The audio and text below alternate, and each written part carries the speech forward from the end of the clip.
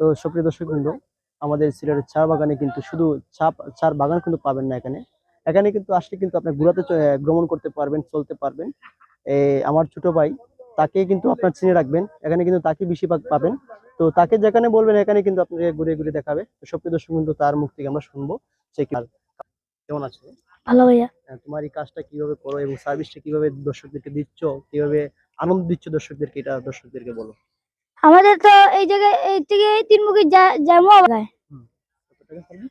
তো তো 100 টাকা, বড় মাছ ছোট মাছ 50 টাকা, বড় মাছ 100 টাকা। ছোট মানুষ কত টাকা? 50 টাকা। আর বড়? বড় 100 টাকা। কতটুকু সময় তুমি আনন্দটা দিতে পারবে?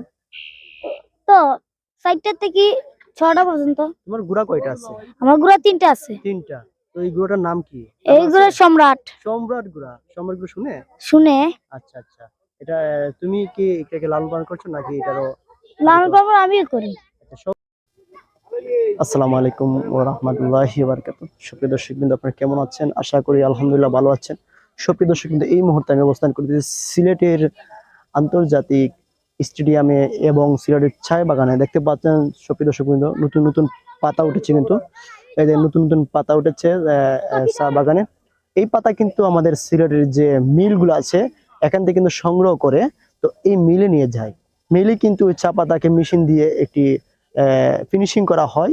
তো এখান থেকে কিন্তু বিভিন্ন এই আমাদের সিলেটের চা পাতা কিন্তু বিভিন্ন দেশে কিন্তু রপ্তানি করা হয়। এইখান থেকে কিন্তু সুপ্রিয় দর্শক, আপনি দেখতে পাচ্ছেন এখানে কিন্তু আমাদের সিলেটের কিন্তু উন্নত মানের চা পাতা কিন্তু এখানে পাওয়া যায়। এইটা জায়গায় যাচ্ছি মাটির বাড়িতে।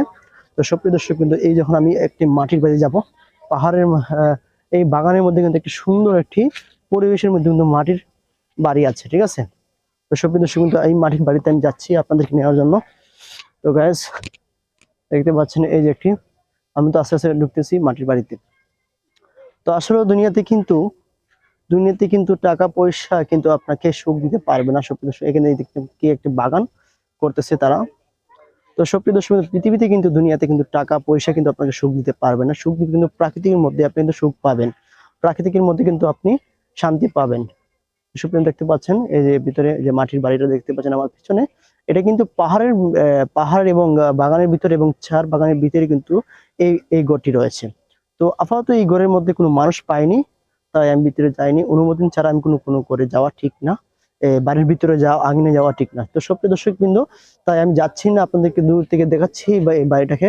তারা কিন্তু সর্বোচ্চ কিন্তু সুখে আছে এবং শান্তিতে আছে এই জায়গা থেকে, কেননা তারা কিন্তু প্রাকৃতিকের ভিতরে রয়েছে।